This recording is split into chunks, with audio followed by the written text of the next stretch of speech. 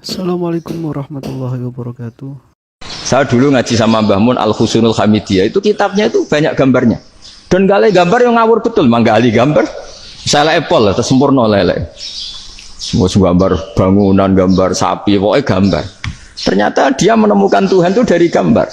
Gambar serapi ini atau seruwet ini sama. Gambar rapi sama ruwet itu sama kalau dalam pandangan tauhid. Dimulai minan nuqtah al-wahidah. Kowe cek gambar sing rapi sing indah, cek gambarmu elek, dimulai dari satu titik, dan titik ini nuqtatil wujud, yaitu Allah Subhanahu wa taala. Jadi nek cara ahli tauhid gak penting gambare api menang lomba atau ora penting, butuhe hadis surah ini gambar baik yang rapi maupun ndak adalah min nuqtah dari satu titik. Ya, alam raya sebanyak ini mbok gambar mbok ora, cek mulai Mars sampai Jupiter kuwabeh semua bentuknya yang banyak ini semuanya min nuqtatil wujud, yaitu dari titik wujud, ini kok Allah Subhanahu wa taala. Di sini hebatnya ulama-ulama, mbok dia pengajar matematika, mbok pengajar gambar, semuanya dipakai perangkat untuk tauhid. Nah, itu kan juga bagian dari Islam damai, Islam yang sangat tidak perlu perang untuk orang dipaksa Islam. Enggak perlu provokatif kayak tadi pidatonya rektor jenengan tadi. Jadi ciri utama ilmuwan tuh kalau ngomong datar tapi logikanya enggak terbantahkan, itu ciri khas ilmuwan. Kalau ciri khas politikus kalau ngomong itu keras, provokatif lah kira-kira gitu. Tapi isinya biasa. Nah, saya berharap nanti semua profesor doktor itu datar tapi isinya kualitasnya bagus ini. Saya itu pernah dibisui kiai itu, ini kisah nyata itu, dibisui kiai itu pas basul masail. Dulu saya itu masih sering mau basul masail. Tadi mau pensiun buatan niku. Dulu saya dengan Gus Zofur putrane Mbah Mun itu sering makili Pondok Anwar basul masail fikih. Tapi tidak tahu ceritanya Gus Zofur jadi dokter tafsir, saya juga kok tahu-tahu menekuni tafsir. Lama-lama orang itu lupa status saya yang fakih ya. Makanya saya itu ya kadang eman gitu karena ini status penting juga. Tapi status fikih itu kadang memang menyesatkan. Karena begini, itu dulu pernah ada basul masail itu begini. Ini kisah nyata ini. Ada desainer baju putri untuk putri, anak putri. Kemudian desainer itu menciptakan satu celana pendek atau celana seperempat. Dengan desain ini pasti kalau dipakai itu auratnya itu kelihatan. Bagaimana hukumnya desainer ini? Apa termasuk mimman sarro'a as-sayyi'ata? Karena terjadi kasfil aurat. Apa enggak? Rata-rata kalau kiai yang khusyuk-khusyuk, yang sepuh-sepuh, desainer itu dosa. Gara-gara tren pakaian ini mau itu buka aurat. Tapi kiai-kiai alim yang muda-muda, entah saking belingnya, entah saking pinternya, tidak tahu. Bilang begini, Pak Yai, yang didesain apa? Ya celana itu. Lalu celana itu fungsinya nutupi apa buka aurat? Ya nutupi. Lu kan lumayan urun nutupi. Kalau haram ya dicopot. Lu kan malah parah itu. Bingung kayak gini. Sampai bilang gini kan. Wah semanis. Itu kan makanya ini guyon ilmiah. Repotnya ngadepi orang alim muda. Itu kan mbok gedingi ku ilmiah, mbok senengi fase.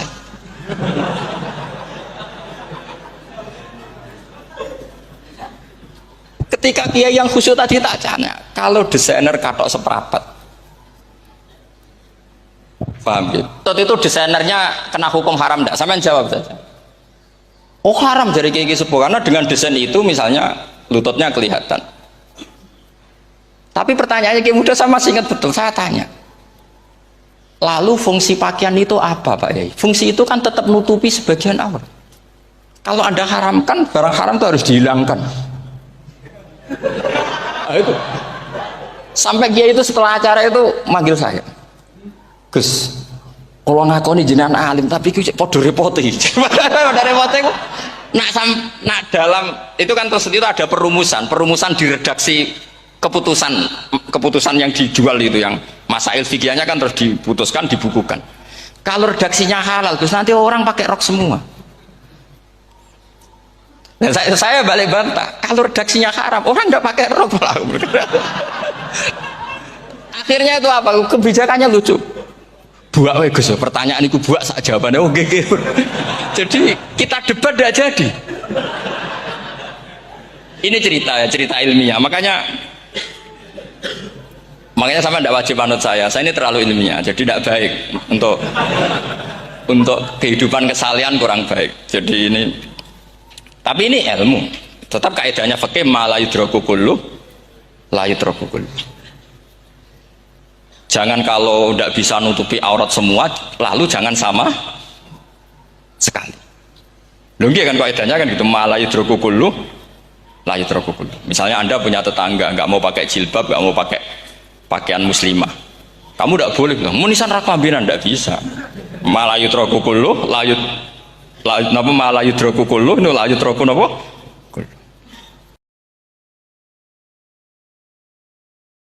Ngono-ngono lah pokoknya kula suwun ini yang jarang orang mengatakan. Jadi Imam Syafi'i itu imam fil fikih, tapi beliau juga imam fil ma'rifat. Jadi makanya kula sering kagum Imam Syafi'i. Oh, nak muji pangeran masyaallah. Jadi beliau muji pangeran itu dul ala ora kok perkara untuk nikmat karena ma'rifat. Jadi laqad manan ta'ala qalbi bi ma'rifatin. Saya sangat terima kasih ya Allah karena engkau memberi ke saya satu pengetahuan. Bi annaka wa dzul ala'i wal qudusi. Jadi sing disyukuri dekne ku makrifate sik. Nah kowe kan gak syukur mbek pangeran mergo pemberiannya. Berarti ke syukur Allah min haitsun nikmah. Nah makom ngono iku jauh di bawah makom min haitsu innahu al mun'im. Syukur karena Allah pemberi. Nah kita harus bangga, kita punya imam yang luar biasa. Cara mencintai Allah itu nganggo tradisi para wali papan atas. Iku min haitsu innahu al-mun'im. Napa? Al-mun'im. Nah, syukure kowe kan min haitsun nikmah karena dapat nganti lali sing ngekeki. Yang kon dadi wali ku piye carane? Kecuali nanti stok wali sentek serana liyane sakire peminate ra ono ya sananane akhire. Ya jadi jelas ya napa dunia sing dikritik itu ya dalam hal-hal sing memang perlu dikritik. Tapi kalau yang pas tepaan bener ya mlebu ning riwayat nikmatil matiyatu ad-dunya napa nikmatil matiyatu ad-dunya. Dawe Sidina Ali piye ad-dunya darusitkan liman saddaqaha wa darunajatin liman fahima anha. Kaya ad-dunya bagi Syekh Abdul Qadir, bagi Imam Syafi'i, bagi Imam Malik, bagi wong saleh iku darusitkin karena sauri-uripe ning donya nggo menanamkan kebajikan. Pun kula terusna. Wal maqala al-isrun te makalah kang kaping 20 iku an Hatim ala Samrahimahu annahu qol. Al ajalatu te kesusu ail isra'u te kesusu fil umur ing dalam perkara menasyaiton. Jenenge kesusu kabeh setan. Ila fi khamsi mawadhi'a kecuali ing dalam 5 pira-pira tempat. Fa innaha mung satemene ajale al-jalata te kesusu fi ing dalam khamsi mawadhi' min sunani Rasulillah. Yaitu setengah sanging sunnah Rasulullah Sallallahu Alaihi Wasallam.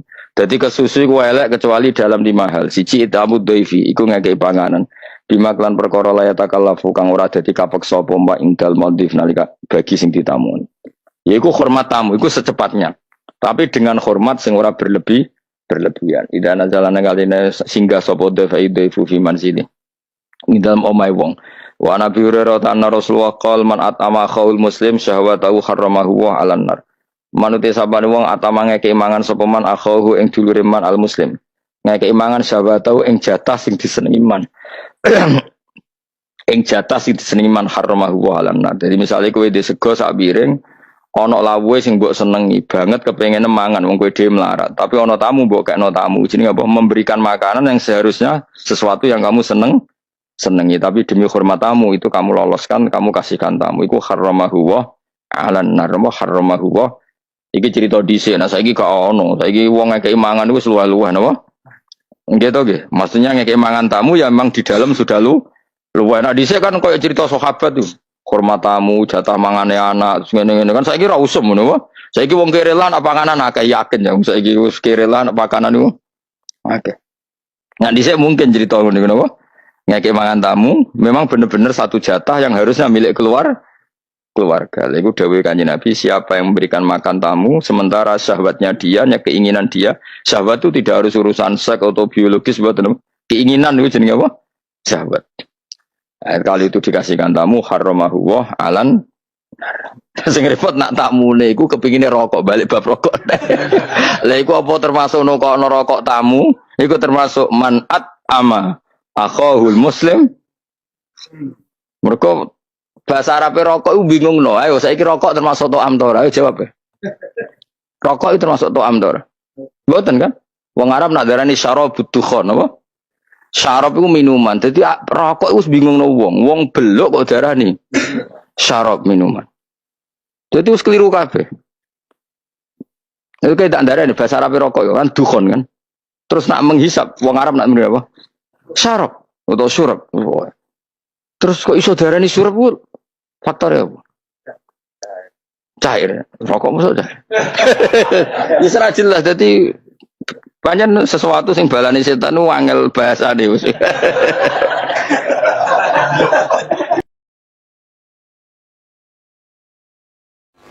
Oke, milih catatan mati apik ta elek. Misalnya dicuri saya elek kan ana kesempatan. Misalnya baru kayak ngaji terus pangeran gak mentolo, sake ngaji.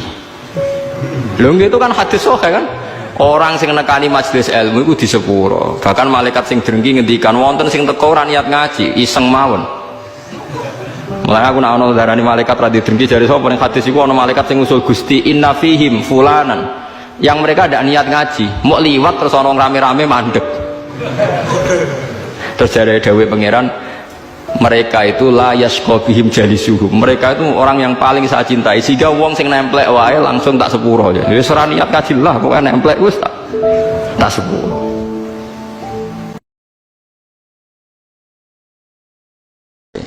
Misalnya gini, sama terjemah ini kalau bisa ya hebat sudah bisa boyong. Misalnya az-zani la yankihu illa zaniatan itu ayat hukum apa ayat faktual? Di ilmu ushul fikih itu diteliti. Kalau ayat hukum berarti maknanya pezina itu nggak boleh nikah kecuali dengan pezina. Pertanyaannya, jenenge zina aku ora kepengen nikah, kepengin kumpul kebo, mbok ndak usah dilarang ya sudah. Ndak nikah kan memang dari awal sudah kumpul kebo, ngapain nikah ya? Jadi kalau diharamkan gunanya apa? Mereka sudah tiap hari kumpul kebo. Apa itu ayat faktual? Maksudnya Allah cerita al-waqi'ah, waqi'atul hal. Kalau dalam ilmu usul fikih, waqi'atul hal itu gini. Jenenge wong zina iku trene ya untuk wong sing padha-padha zania. Kan gak mungkin zanin kenalan mbek Hafidhah gitu. Hafidhah kenalan. Jadi karena masa lalunya itu temannya itu ya untuk ya itu. Jadi itu bukan masalah hukum, tapi masalah faktual. Jadi kalau dosen ya untuk dosen kan, kira dokter ya untuk dokter kan, kira-kira gitulah. Orang itu akan mendapatkan sesuai komunitasnya. Kalau mahasiswa sesuai yang dipacar lah, orang akan menikah sesuai yang dipacar. Pacar terakhir wali. Yang dulu-dulu kan gagal. Nah, itu bedanya jauh nanti. Kalau itu dianggap ayat faktual, maka nggak dianggap nasah mansuh. Tapi kalau itu dianggap ayat hukum, pernah ada hukum bahwa orang yang soleh nggak boleh nikah zania. Terus hukum itu dimansuh oleh ayat wa ankihul ayama minkum wassolihin min ibadikum wa iman. Oh itu kan nggak bisa selesai. Mbok Sya'rawi, Mbok Imam Suyuti itu tidak akan selesai perdebatan seperti itu. Nah, kalau menurut asbabun nuzul ya mirip iya mirip enggak. Jadi dulu tuh sahabat dulu kan punya masa lalu lah. Di antara sahabat itu ada yang punya pacar perempuan cantik, namanya tuh Anak. Ketika dia sudah Islam, sudah baik, masih kangen sama pacar lamanya. Pacarnya itu di Mekah. Ketika Fatu Mekah ingat lagi. Jadi kayak mantannya sampean terus rondo neliling meneh. Manusiawi sekali. Terus walhasil terus tanya, ya Rasulullah kalau saya nikah anak boleh ndak? Tapi dia masih begitu, maksudnya masih profesinya masih seperti itu, masih PSK lah kira-kira gitu. Kira-kira baghiyah kalau dalam bahasa Arab itu baghiyah. Terus karena si cowoknya ini sudah afif, sudah soleh, sama Quran dilarang, jangan kamu orang soleh kok nikah sama yang seperti itu. Nah, larangan ini itu larangan hukum apa larangan sosial apa larangan etika, itu perdebatannya ulama usul fikih. Kalau larangan hukum itu jelas kelirunya justru Islam tuh ingin yang zania tuh nang nikah dan statusnya zania itu hilang. Makanya Nabi itu punya sekian sisi unik karena beliau kadang ngendikan hukum, kadang ngendikan etika, kadang ngendikan tadi faktual, waqi'atul hal. Misalnya begini, ada seorang zania Ini saya cerita aspek fikih. Zaniyah sudah hamil, dinikahi orang lain. Ini harus melahirkan dulu apa enggak? Hampir semua ulama bilang enggak usah karena enggak perlu ada apa? Iddah. Untuk zaniyah enggak perlu iddah karena iddah itu kan untuk nikah yang sah. Tapi suatu saat Nabi itu pernah ditanya, ya Rasulullah, ada orang yang biasa kumpul kebo, lelaki dan perempuan bisa kumpul kebo, sekarang sudah nikah. Itu Nabi ngapresiasi dan beliau ngendikan qad kharaja min sifahin ila nikahin. Ya baguslah sekarang yang tadi malam mungkin masih berstatus kumpul kebo gara-gara nikah, sekarang kumpulnya sudah kumpul nikah. Jadi Nabi komentar qad kharaja min sifahin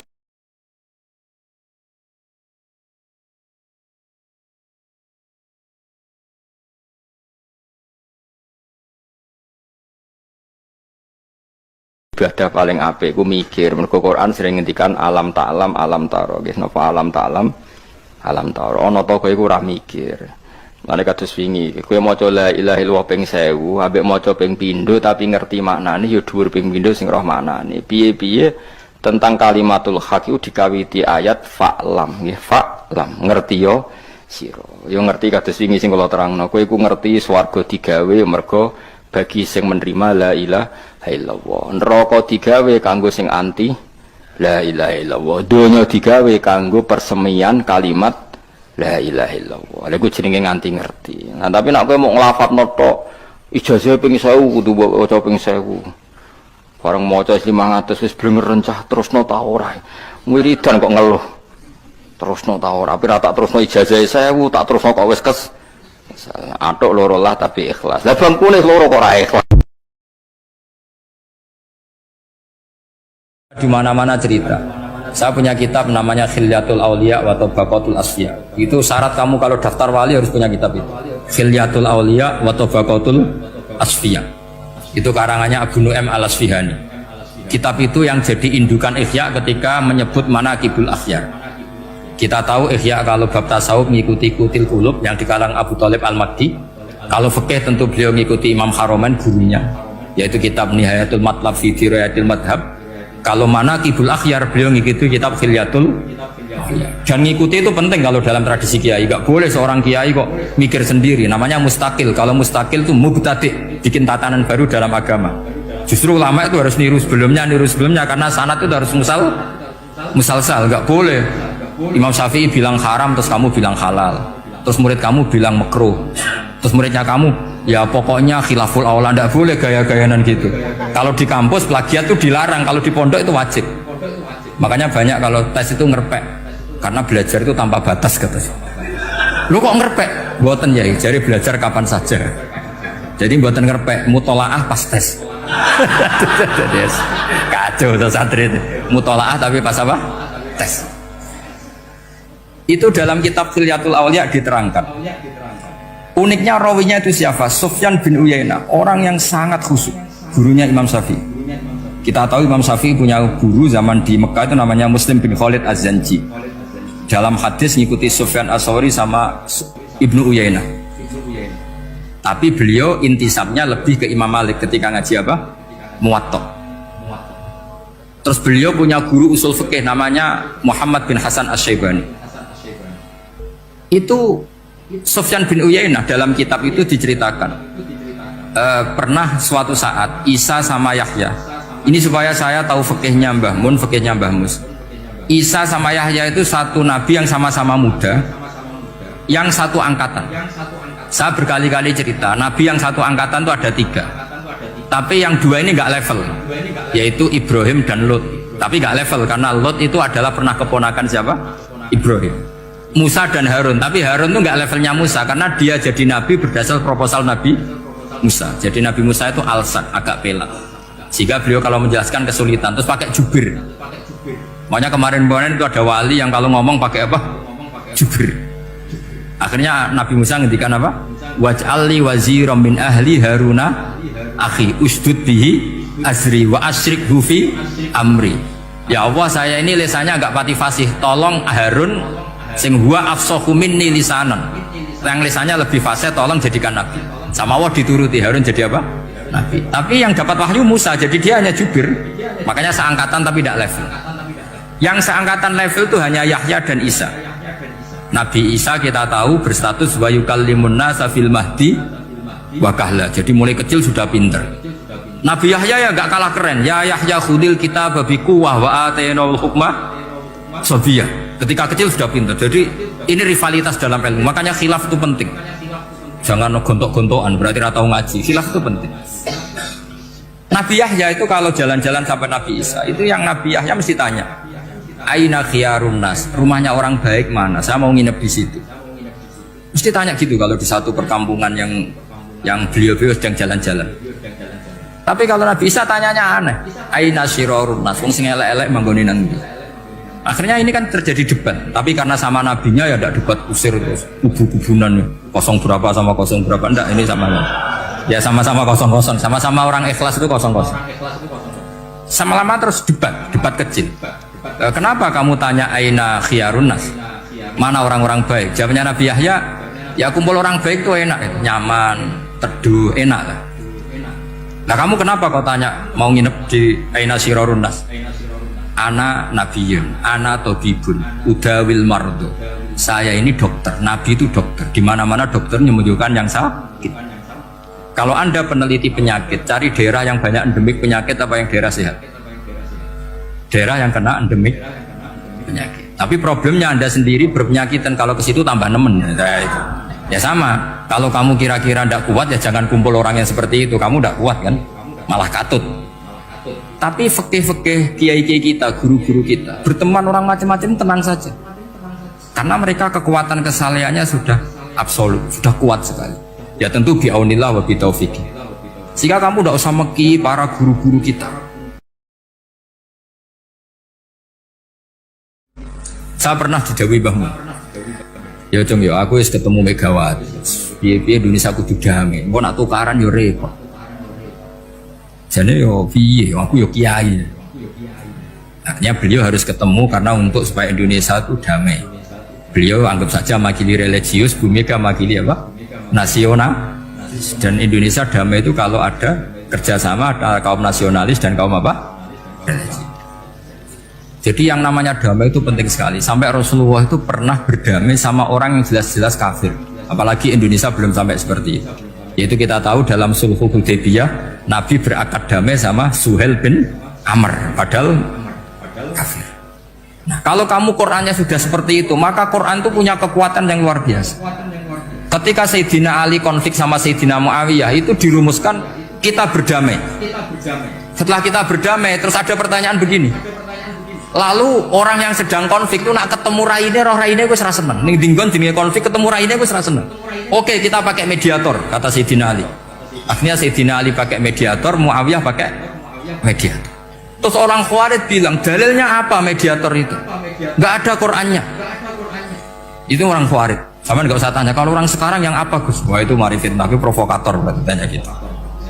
Singkat cerita terus Sayyidina Ali itu agak marah. Karena beliau terbentuk oleh Quran. Itu spontan Sayyidina Ali baca ayat wa in khiftum shiqaqa bainihima fab'athu hakaman min ahli wa hakaman min ahliya. Jika suami istri menghadapi konflik, di mana-mana konflik roh raine kan gak seneng. Maka yang keluarga lelaki kirim mediator, yang keluarga perempuan kirim. Terus dari Sayyidina Ali, wa ummatu Muhammad a'dhamu min amri rajulin wa imra'atin. Umatnya Muhammad lebih serius ketimbang urusan lelaki dan perempuan.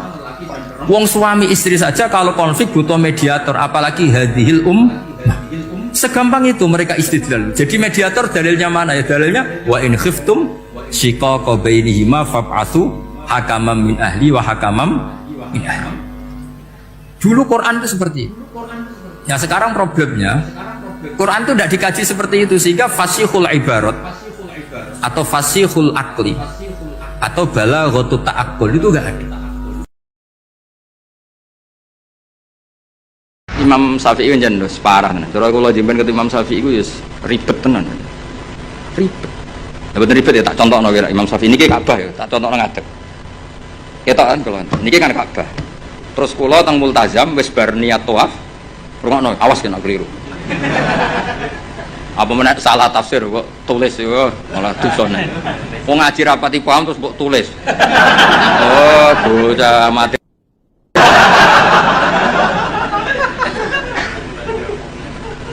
Iki Ka'bah. Ya, syaratnya tawaf dari Imam Syafi'i piye? Jailan al-baita an yasari kan. Jak apal ta ora ketok biro apa? Jailan al-baita posisi Ka'bah harus di kiri. Wes kita tawaf kok kene kan iki Hajar Aswad kok kene. Wes tau kaji kan? Kowe urung tau ya? Sembrono iki. Tukang hadis tau kaji lho setar kan? Buareng tok multazam, tok Ka'bah itu. Pokoknya tok pintu Ka'bah atau apa. Itu kaji. Ya semoga-moga kaji musah. Ora usah ora apa-apa baleni. Nah, wong kan madhep rene. Ketika madhep rene itu tidak terhitung bagian dari tawaf. Karena pas madhep Ka'bah adalah posisi yang tidak sah dari aturan tawaf. Posisi pas itu enggak sah, bukan enggak sah tawafnya. Dongane sah, tapi posisi itu tidak sah sebagai tawaf. Sehingga kalau dia langsung terus ada setengah meter tubuhnya perang senti 60 cm yang kamu tidak kamu nawafi Ka'bah karena pas itu Ka'bah tidak sisi kiri sampai seangil itu,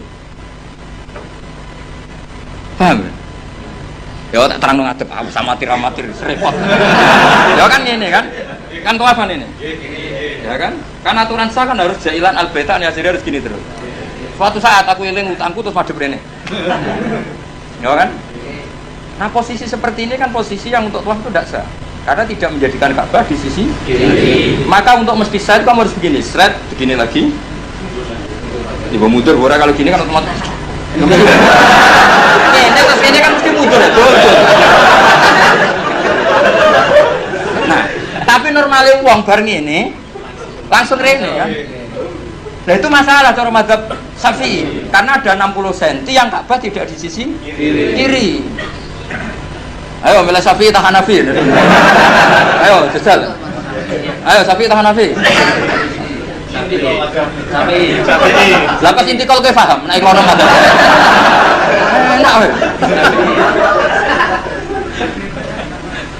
Jadi sampai sebegitunya Imam Syafi'i karena aturannya jailan al-baita. Makanya mu'in kan diterang, nak kowe ngalami ngono kudu ini toh agak balik. Ruwet. Masa mau gampang jadi ulama. Enak jadi wong bodoh, ketemu pangeran. Piye kok tawafmu ngono? Ya mboten nate ngertos. Ya wong. Wes, mesti pangeran mbek wong bodoh akeh maklume. Angel kandanane angel. Serwet itu. Jadi Imam Syafi'i itu ulama paling konsisten. Terus beliau menyarankan jangan dekat-dekat Ka'bah karena takutnya nginjek sadarwan atau pondasi Ka'bah. Karena kalau sekali nginjek pondasi Ka'bah, kowe jenenge gak ngubengi Ka'bah tapi idak-idak Ka'bah. Jenenge muteri Ka'bah ya semuanya kamu puteri. Lah nek kowe ning dhuwur jenenge ngidek-ngidek Ka'bah. Ruwet.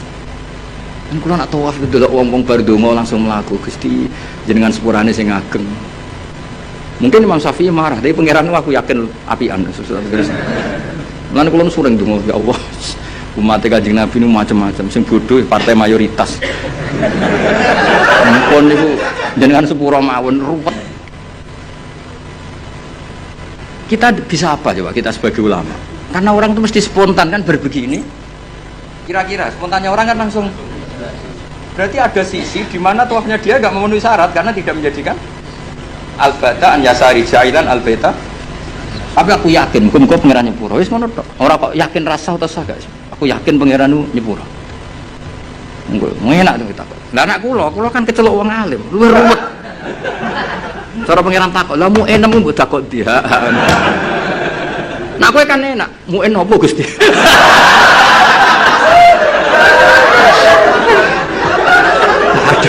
Ojo ya ora roh. Apa meneh nak kajimu adol Tegal adol sawah tambah sah. Mosok kaji dramatis gak sah. Yo sak akhir wae iki kajine ya. Srepet. Lan kula nu sering dikandani Mbah Mun. Wong iku wis ndongakno. Lan aku seneng model Kanjeng Nabi Muhammad sallallahu alaihi wasallam. Nabi iku wis pikirane mbek umate ndongakno. Kok nak memenuhi syarat dan rukun wis seruat. Tapi aku setuju Imam Syafi'i itu ilmu. Memang yang jenenge tawaf itu ya jailan al-baita an yasari. Ka'bah harus selalu di sisi kiri. Tapi masalahnya ada posisi di mana Ka'bah di depan kita. Nah itu kowe nak kepengin ikhtiyat iki sing urung-urung kaji sing wis kaji wis kadung ya wis. Wis ora usah nyesal wis. Kok tak golekno madhab. Nak ra ono tak golek-golekno. Nak terpaksa ra ono tak rayakno pangeran. Wis supaya wong pangeran apian wae no. Nak donga aku ra mandi tak golekno Habib Tawali sing mandi. Kulon sering ketemu Habib alim tak jaluk itu. Bik dongakno umat Nabi. Koyok bahaya jenengan ya dongakno. Mereka nak umpama ibadah kok sesuai syarat dan rukun tuntas gitu. Ora tuntas piye? Wadang wong saking senenge Ka'bah iku nyemokeli kiswah, dal kiswahe minyakan. Apa itu hukum nganggo dam seneng Ka'bah kok ora oleh. Kulo nanti ngandani, Pak nak tuah pun parek-parek Ka'bah. Lha putih tuah kok ora oleh parek Ka'bah piye malah. Ribet tok. Nyekel wangi, aduh ribet. Ora oleh nyekel. Wong ora oleh nyekel Ka'bah iku kiai opo? Aduh. Ribet. Mun bah karep-karepmu. Ribet. Di zaman kan eling kan aturan itu apa? Jailan al-baita an yasari. Orang itu menjadikan Baitullah dari sisi kiri. Tapi biasanya ketika di multazam kan berdoa. Tapi aku terus mulane awas kan tulis ning WA terus cara Gus Bak niku rasa. Semene ngono iku sapa? Cara iku nuruti mazhab. Garis dengan aturan jailan al-baita an yasari kan itu masalah. Masalah cara mazhab. Tapi ini insyaallah cara Allah muga-muga ora masalah. Aja muni ra masalah ra ngukumi Allah, muga-muga jenenge donga. Apa menawa nak pas donga ngene ya Allah, terimalah haji saya. Malaikat sing akhirnya kebingungan, ditampa iku salah prosedur. Ora ditampa donga ning nggon mustajab piye jajal. Ayo jajal. Cara kowe dadi malaikat ayo. Ayo milih ndi? Ayo milih ndi? Ditampa iku nyalai prosedur. Ditolak dek donga ning nggon mustajab. Milih ndi dadi malaikat? Milih ndi? Oh, cara Jawa kabeh. Ya niki badan niki ngaji mun libur Kang. Kula ape uslah ngurusi kowe terus ruwet.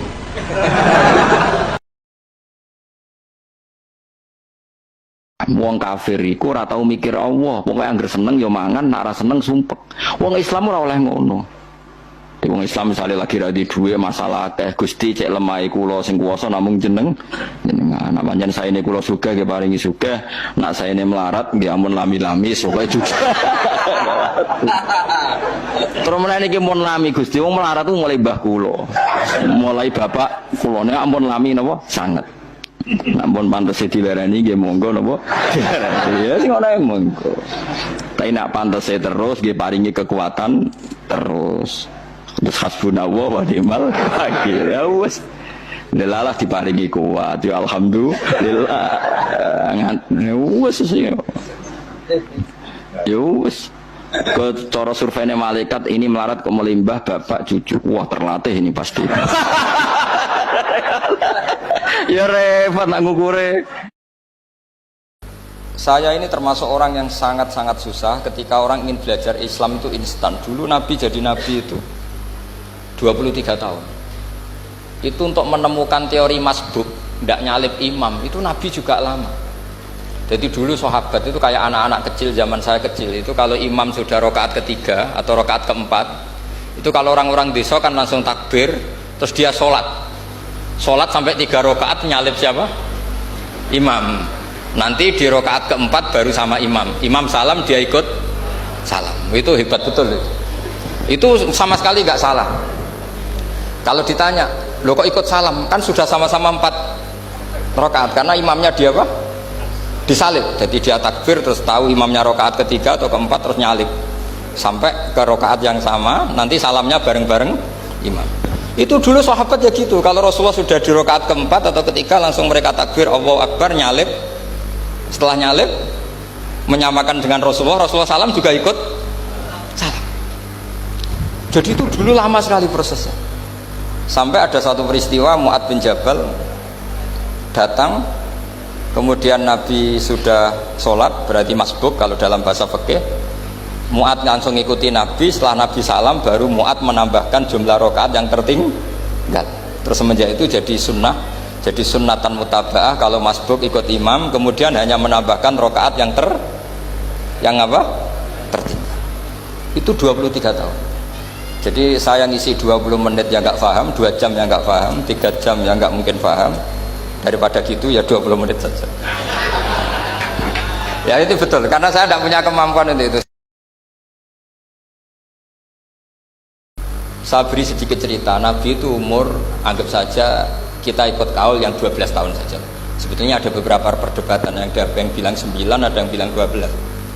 Tapi yang debat tidak usah didengerin, sama-sama nggak tahu kok ngotot. Kadang orang debat ya lucu, sama-sama nggak tahu kok ngotot.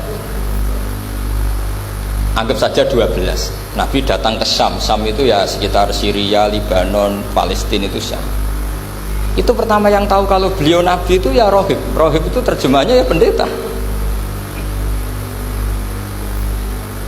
Rohib, Bukhaira nemuin Abu Thalib, itu siapa? Ini anak saya.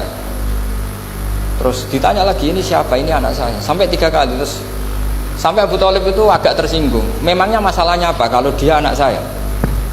Terserah Ibu Bukhaira bilang gini, semua alamat Nabi pada anak ini itu ada semua, kecuali kecelakaannya satu, anak kamu. Loh, memangnya masalahnya apa? Karena alamatnya Nabi di Taurat dan Injil itu yatim, sementara ini punya bapak kamu, ini masalah. Jadi dilihat macanya sudah memenuhi kriteria, semua memenuhi kriteria kecuali satu, karena punya bapak Abu. Akhirnya Abu Thalib ngaku, enggak, ini tidak anak saya, ponakan saya. Akhirnya diketahui kalau ini benar-benar calon Nabi. Pertama yang tahu siapa? Pendeta. Karena yang punya khazanah kitab samawi itu ya para orang Nasrani dan Yahudi. Sehingga Al-Quran meskipun pada akhirnya ngeritik Yahudi Nasrani itu, tapi nggak bisa nggak bicarakan Yahudi dan Nasrani.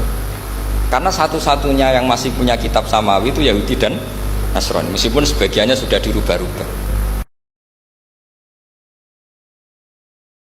Makanya mangkola fil yaumi salah samarot aw marham umat Muhammad kutiba minal abdal. Karena itu termasuk perlawanan terhadap setan. Setidaknya meskipun kamu tidak bisa aplikasi nyata senang setiap orang Islam, karena kita manusia ya, kadang bawaannya nggak cocok, bawaannya nggak simpati, tapi setidaknya di depan Allah kita masih berdoa marham umat Muhammad wa ma asli umat Muhammad wa ma tajawaz an ummati Muhammad. Setidaknya Allah tahu kita lah bahwa watak dasar kita itu ingin mencintai orang Islam. Cuma keterbatasan kita, bawaannya mudah terprovokasi, mudah benci. Tapi ini biar basariyah lah gitu. Tapi mental kita ya Allah marham umat Muhammad. Dan itu kalau kamu baca sehari 3 kali saja itu kutiba minal abdal, sudah jadi wali abdal, kan keren. Nanti tak daftarkan lah kalau belum. Meskipun nanti ahli inventarisir jangan dulu ini. Nanti bisa dirayu, tapi kelompok ini nggak bisa disuap, resikonya ini nih. Jadi ini apa penting sekali ya supaya jenengan ngerti. Jadi kalau bawaan, coba kita ini punya istri, normalnya kan sayang. Nyatanya tetap disuruh doa sama Allah, Rabbana hab lana min azwajina dzurriyyatina qurrata a'yun. Bawaan sering ketemu itu mangkel. Bawaan roh suami amen ketemu wong ayu ya mangkel. Bawaan suami roh istri saya teko juk kopi weanan ya mangkel. Nuruti asbabul bughdi itu banyak sekali. Tapi baru kayak donga Rabbana hab lana min azwajina tukaran ya rukun nih. Ya anake akeh. Tadi tukarannya ya jalan terus, anaknya ya jalan terus. Jadi malaikat ya sekali piye kan. Ya semoga ya sudahlah kalau tidak bisa baik-baik banget ya, bahwa wa akharuna tarafu bidunubihim khalatu amalan sholihah wa akhara sayyi'ah. Semakome asa dan semakome ya asa. Sampai dari bahasa kasih terusannya inna wa ghafurur. Tapi ghafurur itu ada harganya, khud min amalihim shadaqatan. Jadi ojo tobatnya istighfar tok. Dari tangga nih istighfar tok gak nguntungna aku. Tapi kalau istighfar kan gak nguntungkan tetangga kan? Kan benaka wa benawa. Masa mau coba pengen 1000 kan bagi tonggo gak penting. Atau kira rapati istighfar 1 juta. Makanya itu hebatnya Islam, ya disuruh istighfar tapi ya khud min amwalihim shadaqatan tutahhiruhum wa tuzakkihim biha. Jadi karena kalau istighfar tok itu gak ngefek secara apa? Sosial. Jadi kayak apa baiknya Islam? Saya ingin di sini pondok Quran ayat-ayat gini itu sudah musobih fil qalb sibghatullah man ahsanu minallahi sibghah. Jadi kita gerakan kita ya Qurani, perilaku kita, pikiran kita Seperti sifat Rasulullah itu kana khuluquhul Quran wa shimatuhul ghufran. Kayak apa? Kitab-kitab madaih dulu ya, kitab tiba muji Nabi apa kana khuluquhul Quran wa shimatuhul ghufran. Nabi itu akhlaknya Quran wa shimatul ghufran. Bawaannya kalau nggak orang salah itu memaafkan. Oh, kalau Mas kasih salah di SP. PNS SP terus. Kalau pondok keamanan takzir ya. Kalau di sini istilahnya apa? Apa kalau di Gontor apa? Kalau orang salah diberi ikop. Wah, keras lagi. Kalau di Soda Sarang itu ya takzir ya. Kalau bahasa halusnya takdib sebenarnya. Tapi benar diikop. Sadis.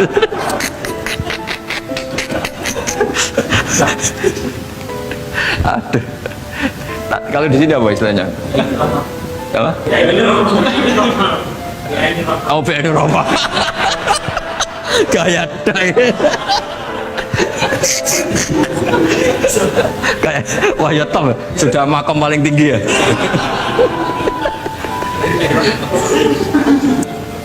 Ya tolong itu diajarkan ke teman-teman ya yang tadi. Kalau yang nggak punya kitabnya Ihya itu aja di copy, disosialisasi supaya manhaj kita berdakwah itu jelas. Mulai terus ilmiah kita juga jelas, jadi nggak mangkel sama yang keras mulai dulu ya ada, nggak mangkel sama yang nggak jelas mulai dulu juga ada. Terus yang BNI Rahmah juga ada. Kamu tinggal milih partai mana aja. Kalau watak dasar kamu sudah temperamental, wah ini yang pas. Tapi kalau watak kamu dari dulu gak jelas, ini aja yang yuridu aduh. Ya, tapi apapun itu kan ada ilmiahnya Pak Sarkasi ya, butuh kita ini ada ilmiah. Kalau anggar kon ngawetno santri, ambek entuk wong awam, sing wedok santri, potongane raine ra jelas tak kon maca taklek. Mus. Perkarane sekali hilang setahun, katut wedokan ning Malaysia wis jelas berarti jatuh talak satu. Kulo nganti sakniki sumpur ngono disewani tiyang. Gus anak kula niku wedok, sakniki sing lanang teng Malaysia. Mboten megat tapi nggih mboten nafakoi Gus. Niku sepundi? Riyen mau taklek mboten, mau wah gampil nak maca taklek. Nak IP tak telepon rapak selesai. Hakime kula ya kenal, nak IP ya kenal, cepet wis. Pokoke bangsa sing maca taklek iku cepet. Nah, sing maca taklek bingung no. Kon telepon sik tak telepon kadang. Sopo jenenge sinten ya? Aku Pak, masa Gus wonten apa? Bojo mbok pegat ora iku ora jelas. Ampun lho Gus. Kira ngajar tenan iku. Oh celek ora mbok nafak pegat. Nafak kowe iku piye lho Gus? Malaysia ya urung mapan jenenge. Waduh, matane apa. Kulo nu sering dipeseni Mbah Mun pokoke iki alim-alim. Kulo kan saiki kiai sering nekahno santri, kadang sing lanang ora santri, kadang iku kiai-kiai senengane mari santrine ngene. Jong kon anake ngongkon maca taklek. Ora usah waca. Jenenge santri kadang ra duwe dhuwit ku suwi. Dadi nek gak nafakohi sakmono pegatan wah repot. Ya kadang kita rabi ra duwe dhuwit kan suwi, nek 6 wulan ra iso nafakohi.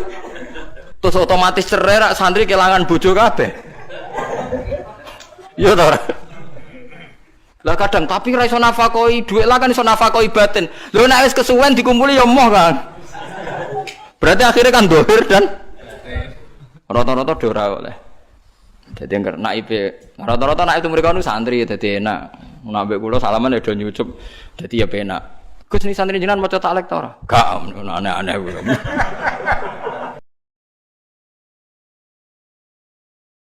Mana mulai di sana ki, mau nak ono wong seneng jenengan terus masalah wis biasa mawon. Bojo seneng jenengan, nganti nuntut ke suga saking seneng, gak ikhlas ke melarat itu. Ngono, jadi mau sekali-kali ditafsiri sing apik. Jadi bojo nganti ngongkon ke suga, wah bojoku seneng aku tenan, gak ikhlas nak aku apa melarat. Kok ditafsiri ngono ayo kena to.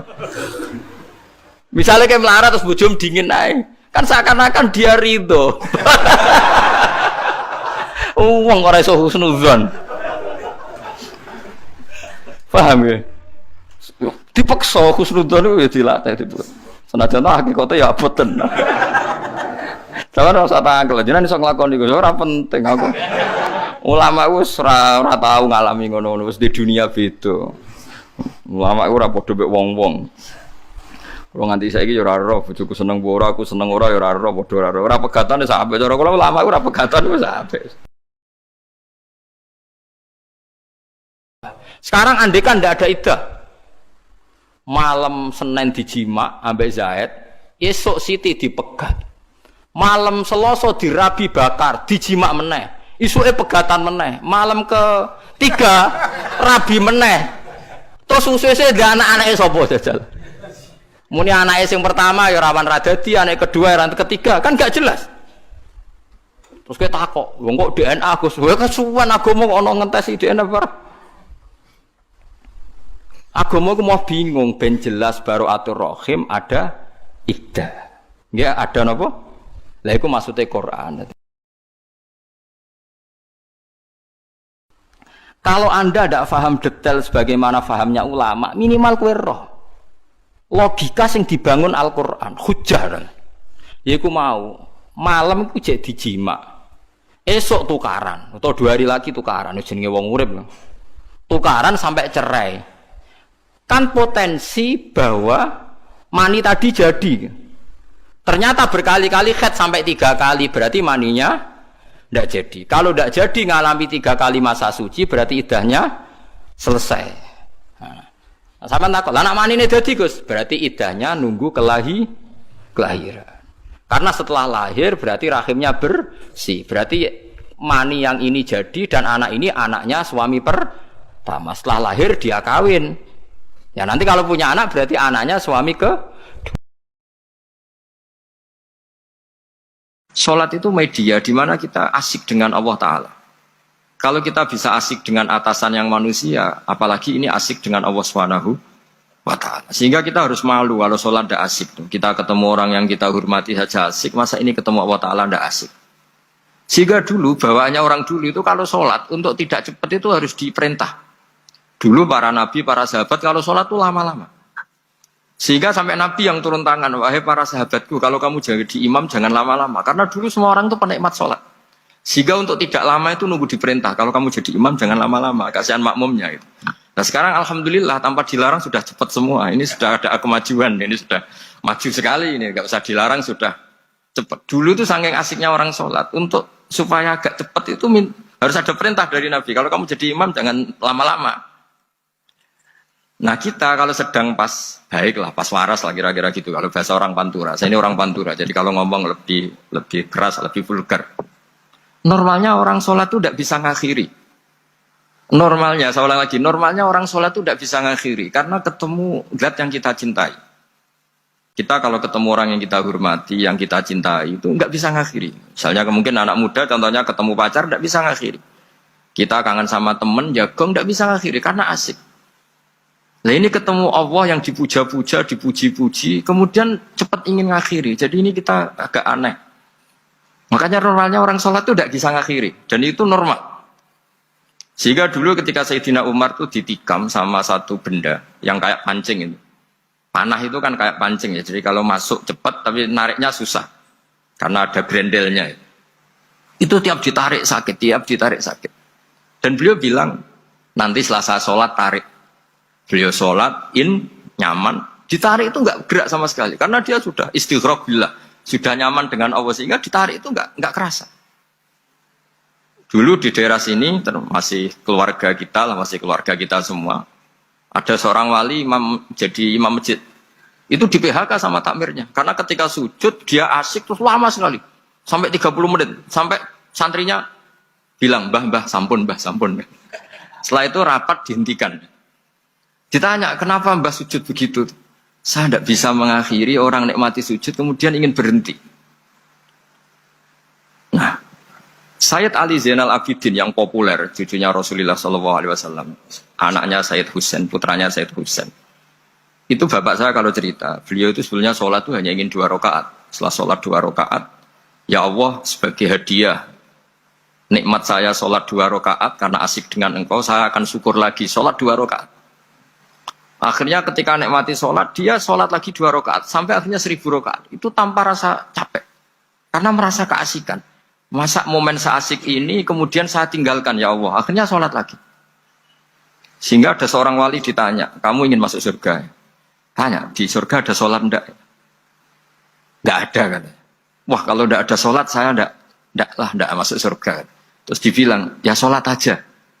Terus dia mau masuk surga.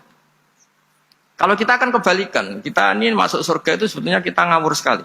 Ngawurnya adalah, masuk surga, enggak ada sholat lagi, enggak ada puasa lagi. Jadi ini kan, kita ini jadi makhluk yang aneh. Jadi kita ini masuk surga senang karena sudah ada kewajiban apa? Sholat. Jadi ini agak aneh. Sesuatu yang menjadikan kita masuk surga, tapi sesuatu yang kita benci setelah masuk surga. Asiklah di surga karena tidak ada sholat.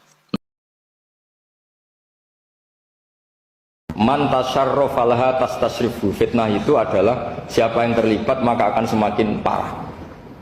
Sehingga semenjak itu ulama berpikir nanti di akhir zaman kalau ada fitnah itu sebaiknya orang ngambil sikap sepasif-pasifnya, secuek-cueknya. Jadi semua syurahul hadis sepakat makna hadis ini apa? Orang disuruh sikap secuek-cuek. Misalnya pilihan presiden, contoh kecil pilihan presiden. Mungkin para intelektual nggak merasa, tapi kalau ulama itu cara berpikir beda. Pilihan presiden, kamu fanatik milih A, yang satu fanatik milih B, ya presiden atau bupati atau gubernur. Terus yang satu bilang gini, wah kalau nggak di presideni A, nggak di bupati A, nggak di gubernur A, negara ini rusak. Mungkin betul dari segi jejak rekamnya A ini bagus. Tapi pertanyaannya secara tauhid, bagaimana Anda menggantungkan kesejahteraan sama makhluk? Kamu nggak pernah terusik begitu kan para intelektual? Itu kan melukai. Bagaimana mungkin Anda menggantungkan kesejahteraan dengan seorang makhluk? Wah kalau di presiden A pasti Indonesia makmur, kalau bupati A pasti Sleman makmur, pasti Bantul makmur. Nah, bagaimana mungkin makhluk yang sedang soleh kamu pastikan selalu soleh? Wong dia makhluk bisa berubah. Sementara yang B misalnya fasik, wah kalau dipimpin B pasti rusak negara. Bagaimana kamu pastikan B yang fasik selalu fasik? Dia aja dia husnul khotimah. Yang fasik pas mimpin jadi soleh, yang soleh pas mimpin jadi fasik. Akhirnya ulama karena tahu sifat manusia itu rubah-rubah dan kendali di tangan Allah, sikapnya nggak jelas. Saya ini termasuk orang yang terkenal nggak jelas. Karena kalau ditanya, Gus sampai milih presiden mana, bakti mana? Sanut pangeran sing dadi ya kula yal. Wah, anut pangeran yo kacau. Wah, luwih kacau menan anut pangeran kata saya. Ini kan sudah agak sambung karena pikirannya ulama. Memang nggak beda, cara berpikir ulama itu beda. Mulane nganti ana sumpalian yo mergo ribet kan. Sumpalian yo mulane ngaji Quran minimal koyo aku nek ben alim tenan terus para pangeran jalur wali ilmu. Aja jalur fakir, ana ajane wali ku jalure kathah. Alim, sugih lumong, fakir sabar. Iku paling mungkin iku iki ketiga. Mergo wis entuk sak langkah, wis fakir. Kan wis entuk sak poin kan. Karek wis ora ngarai iso sabar. Musuh ke Raulil lumba alpat kayak ngiler. Iku bane tok kena gue nyaur utangku. Ya nak gremeng tok, lah nak terus tertarik spione. Mergo kenal penadae ya repot. Berarti si wali itu sakit lewat alim, lewat slomo. Bojo galak belum. Bojo galak. Ya wani. Ana sing wani lewat jalur bojo galak. Wis galak kabeh. Galak kabeh. Orang mukmin itu mengagumkan, semuanya baik. In asobathu na'ma syakara fakana khairan lah. Kalau baru dapat nikmat, dia syukur. Maka itu baik. Wa in asobatu dharra sabara. Kalau dapat masalah mereka sabar, itu juga baik. Sehingga orang mukmin dua sisinya pasti baik. Itu juga kalimat, maksudnya moto atau pegangan hidup. Nah berikut ini saya beri contoh, ini kenangan saya, ini contoh terakhir. Masalah jadi orang terkenal maupun tidak. Di sini dicontohkan Imam Ghazali di halaman 367 di kitab saya 367. Juznya 3 di kitab Ihya Ulumuddin. Di sini beliau cerita betapa untuk menjaga ikhlas sebaiknya orang itu tidak terkenal, tidak syuhrah, tidak terkenal. Oke, itu kita sepakat ya, karena kalau terkenal mungkin orang dipaksa publik dengan tanda kutip untuk selalu berbuat baik, tapi karena jaim lah, jaga imet atau apa. Tapi ketika dibalik pertanyaannya, Kamu rela yang terkenal itu orang nggak benar, sementara yang orang benar itu nggak terkenal. Lalu masyarakat taunya yang tidak benar. Kalau pertanyaannya dibalik gitu, orang baik wajib terkenal enggak? Kalau pertanyaannya dibalik seperti itu, dokter yang benar tidak terkenal, yang malpraktek terkenal. Kamu ingin kondisi seperti itu? Gak ingin kan? Kampus yang bagus nggak terkenal, kampus yang bagus nggak terkenal, yang nggak bagus. Nah, artinya apa? Gara-gara olah kata, olah pikiran, ini logika jadi rubah. Lagi-lagi apa? Jawaban itu ada di kata-kata sebetulnya. Makanya bab-bab seperti ini tidak usahlah kita berdebat, berpolemik. Sebaiknya orang itu humul, menutup diri. Apa sebaiknya orang terkenal? Itu nggak perlu seperti itu. Sudah terserah Tuhan saja. Makanya saya mulai dulu ngaji sampai sekarang itu ya tidak punya punya ikon tertentu atau punya website tertentu, enggak. Sudah terserah pangeran. Saya juga tidak sok suci materialistik atau enggak, ya enggak mikir saya. Bukan apa-apa ya, karena saya ini kiai, jadi biasa urusannya sama Allah, tidak sama makhluk. Jadi pusing kalau sama sarah-sarahnya makhluk itu pusing. Meskipun rektor kalau nasihati saya pasti tidak saya terima, itu tetap makhluk, itu sudah ada ngefek kalau saya itu sudah ada itu. Bukan karena saya sombong, ya memang makhluk betul gitu, bukan. Cuma nasibnya bejo aja, tapi makhluk tetap makhluk. Saya beri contoh ya. Ini makalah yang ditulis Imam Ghazali. Ya, i'lam aslahaka Allah anna aslal jah wa intisarus sayyid atau sayyidi wal istihar. Bahwa mazmum itu. Balil mahmudu al-khumulu illa man saharahu wa ta'ala linasri dini min ghairi takallufi talabi syuhrati minhu. Jadi kalau kamu ingin ibadah kamu selamat, ya kamu jangan terkenal. Tapi resikonya adalah kalau kebaikan itu tidak terkenal, maka gak dikenali. Kalau gak dikenali berarti masyarakat hanya punya percontohan yang tidak baik, karena yang baik tidak terkenal. Jadi itulah ulama-ulama dulu. Jadi apa-apa itu dibanding-bandingkan. Kemudian nanti kelihatan, jawabannya itu kelihatan.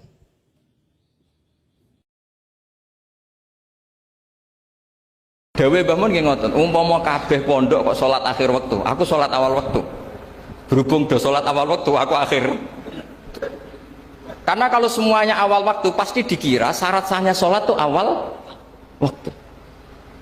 Baru kayak ono sing akhir waktu, orang tahu batas finishnya di sini. Niki ilmune Mbah Mahfud. Jabir bin Abdullah niku masyhur teng Bukhari. Ini cerita ini ada di Bukhari. Ya mbaknya mau masjid itu jubahan nganggo imamah dicoplok, terus sholat karek sarong tok, sarong sitok nih diikatkan di akidan torofaihi ala atikih, sarong sitok dicangklutno teng gulune, terus sholat. Cara sakniki dibuli wek tabiin. Ungzuru ila sahibi Rasulillah, delok jarene sahabat salate model ngono.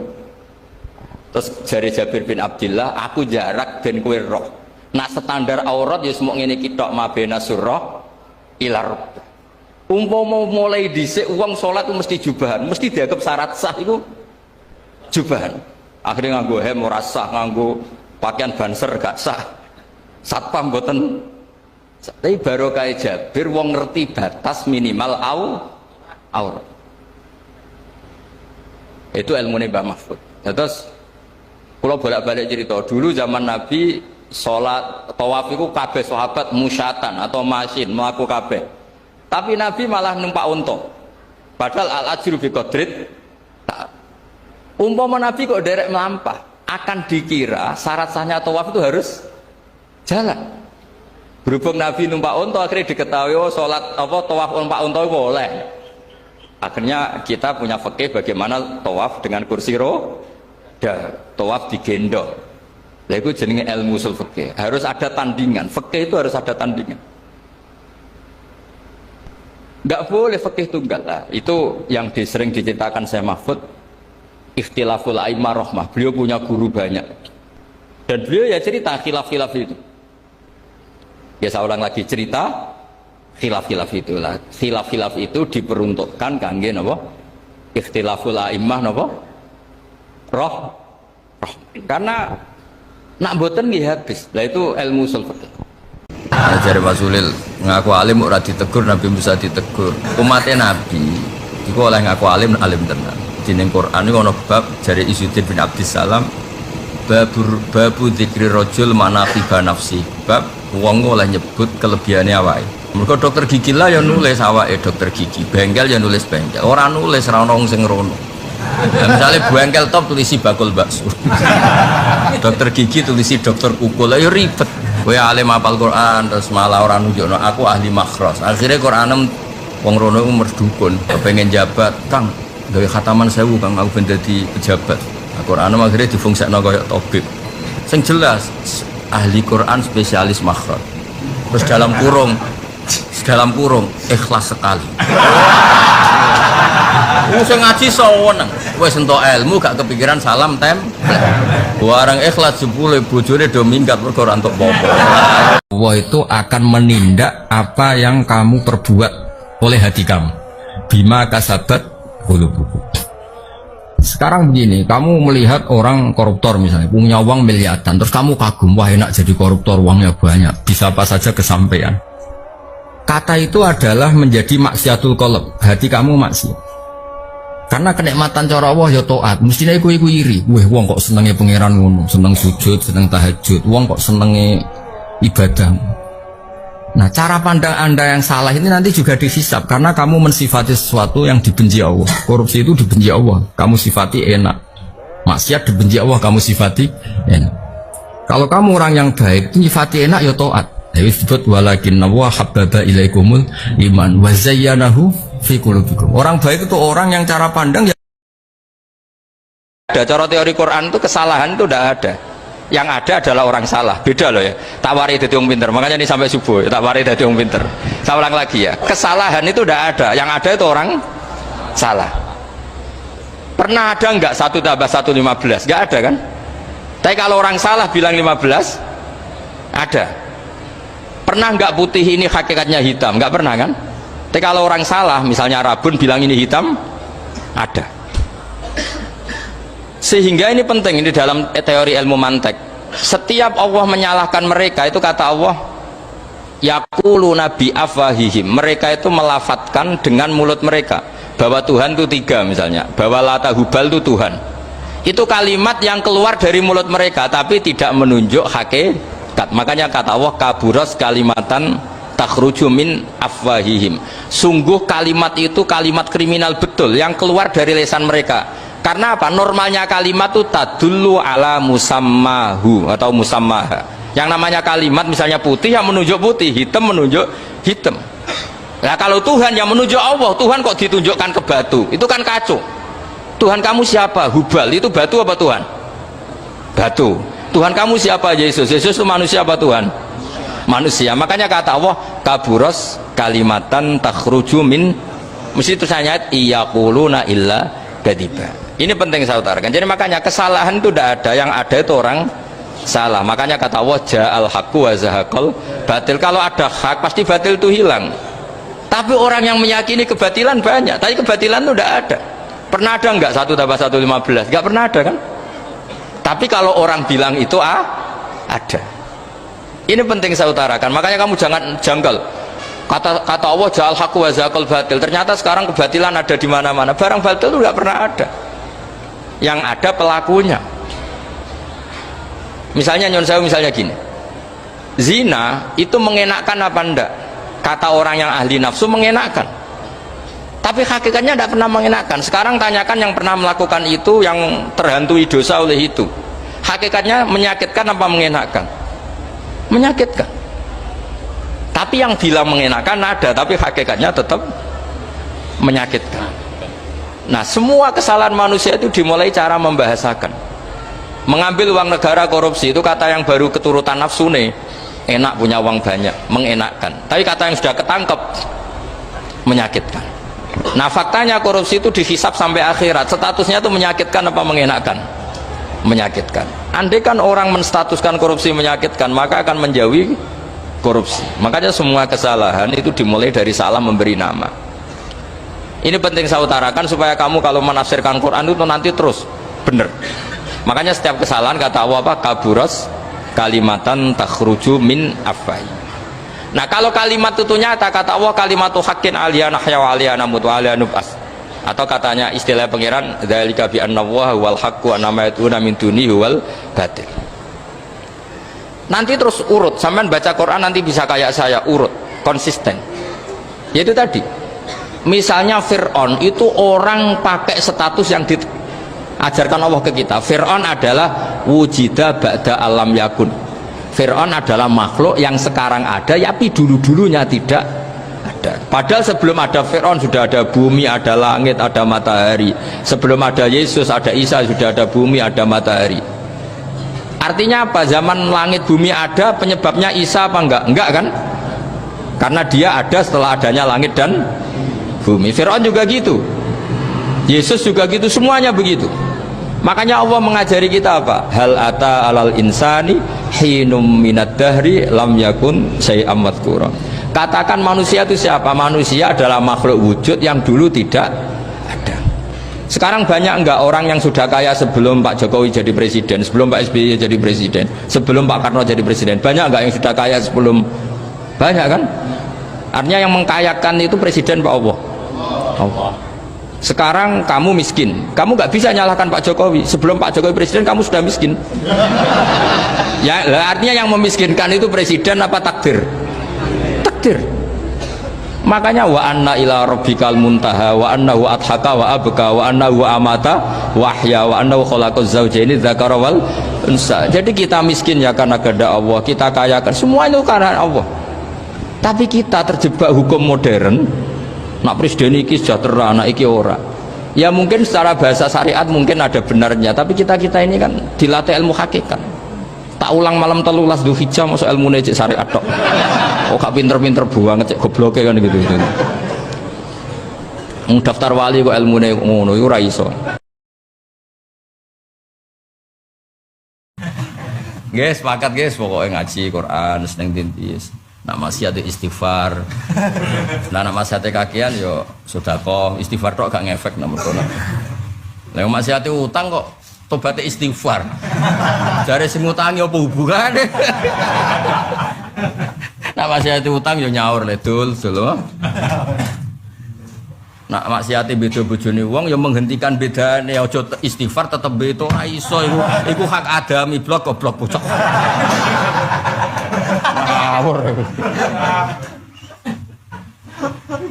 Jadi kabeh kok naturane tobat kok naturane ora kok kabeh solusine napa istighfar. Nah ngono enak kok njupuk kotak masjid istighfar. Aduh ora istighfar kotake mbok balekno bocah. Percaya kula percaya sampean. Nek ilmu kudu percaya aku lah. Ben sing ngaji tenanan. Wong kudu tawadhu. Sing rapal Quran ya hormat, wong ngapal Quran piye barokah. Nek bahasa kasare malati. Tapi kok sing apal Quran ya hormat wong fikih piye-piye sing diterangno dekne iku hukum sing ana ning Quran. Kalau misalnya kitabul iddah sampeyan ngaji tentang iddah. Muqtadah ana loro. Muqtadah karena dicerai, ada yang muqtadah karena iku aturannya gini. Jika min dawatil hamli maka iddahnya sama-sama watul hamli. Jika tidak min dawatil hamli maka untuk mutallaqah iddahnya 3 kali masa Iku yo hakikate Quran. Mergo wal mutallaqatu ya tarabbasna bi anfusihinna salasataku. Iku yo Quran dul. Paham ya? Lah kok nak jenis mutafan an hazauju idai arba'at asyuri. Terus ana sing jenis monopos, wis ora khaid. Mlebune ayat walla iya isna minal mahidi min nisaikum ini rutabtum fa'iddatuhunna salasatu asyuri walla ilam yasna. Sebetulnya RSUD itu sudah sopan lah, datang ke kita mintanya ngaji virtual. Gara-gara sopan tuh saya kok jadi ingin sopan juga. Akhirnya saya yang datang ke sini. Biasanya yang lembaga-lembaga besar itu agak-agak enggak sopan itu, ngatur-ngatur orang. Ini kok baik gitu. Padahal BPK ngajinya di saya. Lembaga negara, Kemenku pernah ngaji di saya virtual. Tapi RSUD kok kayak kasihan jadi saya terus iya jadi hakul jar kira-kira itu karena tetangga itu. Tapi niat saya ya tidak baik-baik banget sambil jalan-jalan kok dekat ya, jadi tapi begini ya, saya akan cerita versi kiai ya. Kalau versi medis Anda lebih tahu. Kalau versi kiai itu kematian itu dianggap hal yang sebetulnya ada versi kiai ya, semua orang tahu lah pasti mati itu. Cuma inginnya mati itu kan macam-macam. Inginnya ya setelah kaya, terus setelah mapan, terus menangi anaknya mapan, cucunya mapan gitu. Terus itu pun sebetulnya tidak siap mati juga, tapi ya tetap mati gitu. Jadi saya punya cerita, saya akan cerita yang lucu-lucu ya supaya nggak tegang ya menghadapi kematian. Dulu itu kroni itu ya sudah ada. Jadi Nabi itu ya punya kroni, tidak hanya pejabat. Nabi itu punya kroni. Nabi Sulaiman itu bisa terbang. Ya mulai dulu manfaatkan angin. Jadi angin itu mulai dulu memang luar biasa. Dimanfaatkan orang sekarang mulai tenaga angin, pakai rem angin. Mulai dulu angin itu luar biasa. Nah itu teman dekatnya Nabi Sulaiman tuh ya agak sopan tuh bilang gini, itu Pak Nabi itu kalau nanti ada malaikat Israel saya pinjam anginnya supaya tidak bisa ngejar saya katanya. Jadi mulai dulu tidak hanya pejabat, Nabi pun ya punya teman yang agak-agak gimana itu. Suatu saat malaikat Israel disuruh nyabut orang, misalnya namanya siapa lah, nanti saya sebut ada yang tepaan sama nanti tersinggung ya semuanya siapa gitu. Yang jelas namanya ada Agus tidak Bambang karena bahasa Arab itu orang ini cabut di India. Nabi Sulaiman kira-kira ya di Palestina kira-kira itu. Si orang ini ternyata di dekat Nabi Sulaiman. Nah karena Nabi itu kan orang hebat lah, sehingga malaikat ya kadang silaturahim ke para nabi. Israel sendiri ya kadang-kadang silaturahim ke para nabi. Silaturahim yang paling nggak disukai ya silaturahimnya malaikat Israel. Datang ke Nabi Sulaiman, sebenarnya niatnya silaturahim. Ternyata ketemu orang itu. Kaget malaikatnya. Waduh ini gimana ini?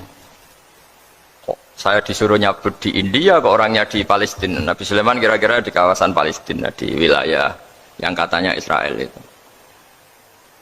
Karena Palestina kita tahu kan, menurut pemerintahan Israel itu wilayah Israel, menurut Palestina pemerintahan apa? Palestina. Tapi Indonesia alhamdulillah sampai sekarang itu nggak mau atau tidak punya hubungan diplomatik dengan apa? Israel. Sehingga kita harus mengistilahkan Palestina untuk warga Indonesia. Kaget malaikat ini katanya disuruh nyabut di India kok ada di sini. Nah si kroni ini, si orang yang itu melihat malaikat Israel, entah kenapa kok dia bisa melihat itu, mungkin punya kekuatan tertentu karena dekat Nabi. Kaget ya, malaikat melihat dia karena janggal ya, disuruh nyabut di India kok orangnya di Palestina. Si orang ini melihat malaikat juga takut, malaikat itu punya hawa yang luar biasa. Akhirnya bilang ke Nabi Sulaiman, ya Nabi Allah tolong pinjemin saya angin untuk saat ini juga saya bisa terbang ke India. Dipinjemin sama Nabi Sulaiman. Akhirnya orang itu sampai ke India. Dikira angin itu sudah segala-galanya sampai India. Terus malaikat senyum, seneng dia. Wah ini sesuai protokol karena andai kan orang itu tetap di situ, malah malaikat gak berani ngambil karena prosedurnya harus ngambil di India. Jadi andai kan dia tetap diam di situ, sebenarnya malah gak masalah karena gak sesuai apa? Panduannya harus karena dia terbang di India, malaikat itu nyusul ya terus diambil karena sesuai apa? Ya sesuai perintah harus memang diambil di India. Nah, kemudian saya kan memang dipesenin untuk memperkuat apa ya, nakes, teman-teman semuanya lah pasien.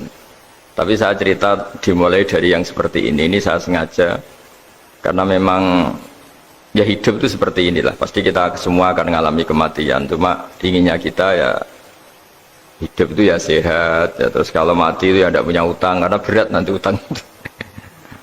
Saya tidak tahu fikihnya itu, kalau utang pribadi itu hisabnya berat, kalau utangnya lembaga itu gimana ya, dihitung salahnya direkturnya apa dihitung salah karyawan yang minta naik apa gaji. Saya tidak tahu kayak utangnya Indonesia itu yang disalahkan itu menterinya apa presidennya apa yang selalu mengajukan gaji 13.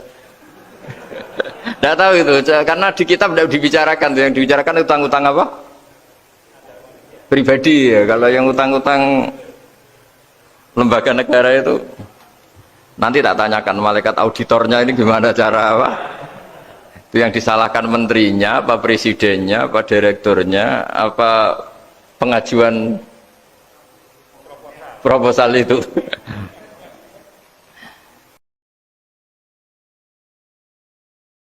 Dan hebatnya Sarah meskipun mangkal mbek Nabi Ibrahim dungane gini, ya Allah saya ini istri seorang nabi sehingga enggak layak atau enggak boleh tersentuh oleh lelaki lain. Saya ini istri nabimu, istri kekasihmu. Jadi masuk pertukaran, iku tawasule Sarah tetap boleh nak bojomu kan gak. Mulane bojomu kandhani, tawasul paling mandi iku karo bojo. Nak gelem yo. Ya tawasul paling mandi ya Allah. Barokahnya kedekatan suami saya dengan engkau tolong seperti ini. Gelem gak kira-kira bojomu? Akhirnya sampai 3 kali terus ngalami itu, terus jari raja tadi, wahai pengawalku kamu itu tidak ngirim manusia tapi ngirim setan. Sesuatu yang aneh itu mulai dulu dibilang apa? Setan. Tapi dulu ada satu peradaban yang unik.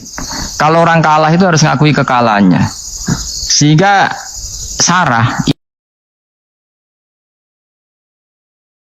Misalnya kayak kulo jenengan kerja dagang, itu cara Islam nggih ibadah. Tapi satu ibadah sing piye wae iku dadekno panas. Sale transaksi rugi nggih ngeluh. Kowe golek bathi akeh-akeh jenenge kemrungsung. Rugi yo ngeluh. Intine itu sesuatu sing boten mahdhuh, boten murni. Benten mbek qiyamul lail, sampean milih wiridan alhamdulillah nggih parak pangeran. Mergo suasanane syukur. Sampean milih wiridan astaghfirullah nggih eling pangeran tenanan. Mergo suasanane eling dosa. Sampean milih wiridan la ilaha illallah nggih ibadah. Mergo milih suasana tauhid. Lah wiridan bengi niki sing disebut pangeran innana syi'atal laili ya asyaddu wa aqwamu napa ila. Piye wae wektu bengi ni wektu sing paling pas goeling Allah secara murni, secara tulus. Ini wae kula bolak-balik matur, pilihan wiridan niku zaman Nabi itu macam-macam. Orang yang karaktere syukur kan milih alhamdulillah. Yang karaktere rasa dosa, merasa salah kan milih napa istighfar. Karena orang tentu wis kegawa karakter.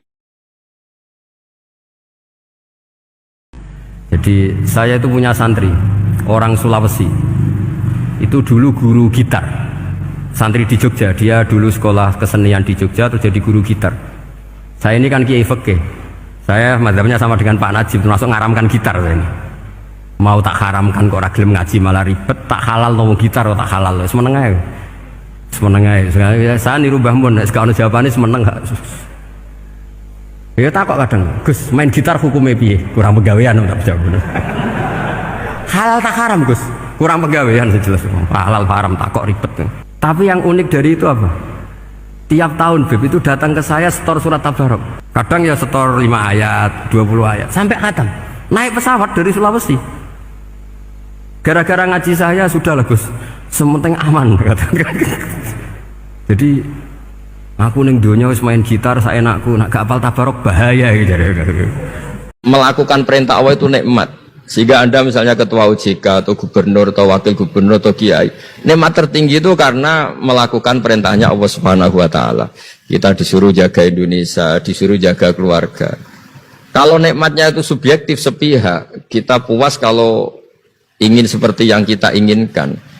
Itu enggak akan ada puasnya karena nafsu kita itu, kalau guyonan orang-orang tasawuf, kamu dikasih dunia seisinya dan lipatannya, tamak kamu atau keinginan kamu itu tidak akan tercapaikan, tidak akan terpuaskan. Karena manusia itu ya sudah nggak ada batasannya. Maka kalau guyonnya dulu kan ada orang tirakat, kalau megang apa saja jadi emas. Dia bayangkan jadi kaya, jadi top. Ternyata pertama dia megang saka rumahnya, tiang rumahnya jadi emas. Habis itu megang apa lagi jadi emas. Lama-lama megang nasi jadi emas, megang minum jadi emas. Akhirnya dia nggak bisa makan karena dia ingin semua yang dipegang jadi emas. Pas kecapean megang-megang, dia ingin makan, yang dipegang juga jadi emas. Ya akhirnya kan jadi bingung gitu, karena nggak kesampaian kan. Dia kesampaiannya jadi emas, ternyata kebutuhan dasar dia ingin makan malah nggak kesampaian karena yang dipegang jadi emas. Jadi itu kan contoh. Sejahtera juga sama. Anda bayangkan misalnya kalau punya mobil, punya uang tabungan, punya apa, semuanya kesampaian enak itu. Semua yang kamu inginkan kesampaian itu enak. Ukuran enak dengan banyak bergantung, dengan tidak banyak bergantung itu ilmiah mana? Misalnya gini, saya ini bahagia cukup dengan makan satu piring. Anda bahagia nunggu punya Alphard, punya uang 1 miliar. Lu menggantungkan kebahagiaan dengan banyak sesuatu yang Anda belum miliki itu sudah satu kebodohan kalau orang tasawuf. Cek repot ya, tapi bahagia we kok kakean syarat ya. Makanya saya sering bilang, kalau saya berkali-kali cerita ada orang perempuan datang ke saya, Gus saya ingin kaya. Bilang orangnya itu jelek. Saya bilang, kalau kaya yang repot kamu. Kenapa Gus? Setelah suami kamu kaya, sekarang suami kamu kan miskin. Pertama yang dievaluasi apa? Ganti rumah, ganti mobil. Lama-lama ganti Anda, kata saya. Karena setelah rumahnya bagus, mobilnya bagus, yang dievaluasi pasti Anda, katanya. Wah, kalau gitu miskin aja Gus. Iya kan? Sudah rumah bagus, mobil bagus, ternyata istrinya. Nanti kalau suami kamu kaya, yang dievaluasi tidak hanya mobil dan rumah, tapi Anda, katanya. Nah, jadi ya guyon, tapi supaya kita ini bahagia dengan diri kita apa? Sendiri. Jadi saya mohon semohon-mohonnya semua yang mendengar ngaji ini, bahwa agama ini mengajarkan wa'alika bi khossati nafsik. Urus diri kamu sendiri itu bukan mengajari egois, itu bukan. Kalau semua kewajiban orang merasa bertanggung jawab, paling tidak bawaannya itu tidak nyalahkan orang lain. Dan negara juga agak repot-repot karena semua orang dicukupi oleh orang tuanya, oleh keluarganya. Sehingga negara ini sifatnya hanya membantu, bukan ngurus yang pokok. Tangan negara tidak cukup untuk ngurus sebesar itu, tidak cukup. Yang cukup adalah individu-individu ini menanamkan nilai-nilai sosial sehingga semua bertanggung jawab atas dirinya, atas kampungnya, atas komunitasnya, terus negara fasilitasi itu semua. Insya Allah menjadi baldatun thayyibatu wa rabbun ghafur. Iman sebenarnya hal yang mudah, sangat mudah. 1 ditambah 1 itu berapa? 2. Kamu mengatakan 2 itu nunggu dikasih hadiah yang bedei apa enggak? Enggak. Lalu menunggu diancam apa enggak? Kalau udah bilang 2 tak bunuh, enggak kan? Karena kebenaran yang absolut. Lah Allah sebagai Tuhan itu kebenaran yang absolut apa enggak? Absolut. Sehingga harusnya Allah andaikan tidak bikin surga pun kita tetap bilang Allah Tuhan. Allah tidak nakut-nakuti dengan neraka pun kita tetap bilang Allah itu Tuhan. Dan yang mengajarkan bahwa Allah Tuhan yaitu Rasulullah Muhammad gak perlu bawa mukjizat yang spektakuler. Sehingga mukjizat itu masalah. Makanya ada imannya sahabat karena mukjizat. Abu Bakar iman dengan kesadaran, Umar iman dengan semua qiyarus sahabat iman itu dengan kesadaran. Mukjizat itu hanya diminta orang-orang aneh-aneh, iku kafir-kafir elek, muni wa qalu lan nu'mina laka hatta tafjura lana minal ardi yambu'a. Jadi mukjizat itu diminta orang sing aneh-aneh, sing brengkel. Jadi supaya Islam ini gampang ya. Saya pernah cerita ke kiai yang khusyuk, kalau sholat lama sekali, tak cerita ini hadis. Nabi itu gak pernah menegur orang yang sholat cepat. Yang ada itu sanad negur sholat lama. Terus tak ceritanya hadisnya Mu'ad, tertawa-tawa deh. Gus kamu itu raan kok masih punya dalil. Saya punya sanad. Ada nggak sanad Nabi negur orang yang baca surat pendek? Nggak ada. Yang ada itu yang baca surat panjang. Nanti bisa direvisi sama Habib Jidin kalau nggak cocok. Tapi ini yang rileks saja. Karena potongan Islam Jawa ini kalau tidak berat nggak akan kuat. Jadi ya sudah. Inna minkum munafirin katanya Nabi. Sholat yang terlalu lama itu munafir kata Nabi. Afattanun anta ya Mu'ad. Kamu bikin umat ini nggak nyaman karena kalau kamu jadi imam itu lama sekali. Ini alhamdulillah betul. Hadis ini harus kita hafal betul. Jenengan nak seneng Nabi kok aja langsung, tapi nganggo Dulu para sahabat itu kalau mau mencintai Nabi ku ya pamit. Saya tahu cara bersolawatnya Allah kepada engkau. Lalu kita kalau baca solat kepada engkau gimana? Loh, kalau enggak bisa. Tak warai mas, ini khusyuk lah. Bahaya yang khusyuk. Agak dididik. Sahabat semua mencintai Nabi. Dan ketika itu sahabat sudah tahu caranya Allah memberi solawat penghormatan kepada kekasihnya. Yaitu Nabi Muhammad SAW. Inna woha malaikatahu yusalluna. Lalu sahabat tanya, lalu kita yang mencintai engkau, cara bersolawat gimana? Andai kan tidak diajari Nabi, maka langsung begini. As-salatu wassalamu alaika ya Rasulullah. Kamu dapat rahmat, dapat salam. Pertanyaannya, lho di otoritas apa? Kok ujuk-ujuk di sholawat karena kanjeng Nabi? Ungkir emang bener kok gue sampai kok. Tapi diwarai Nabi, kulu Allahumma sholli ala Muhammad wa ala ali Muhammad. Kamu mengatakan Allahumma. Berarti apa? Kita diajari Nabi, kamu itu tidak punya apa-apa. Kalau kamu hormat saya, otoritas itu kembalikan ke Allah. Saya ulang lagi ya, kita ini dibanding Nabi kan nggak punya apa-apa. Kan nggak mungkin cara mencintai kita kepada Nabi, kita memberikan yang milik kita kepada Nabi. Loh, kita di depan Nabi itu nggak siapa, nggak kelasnya. Kebaikan kita nggak ada kelasnya.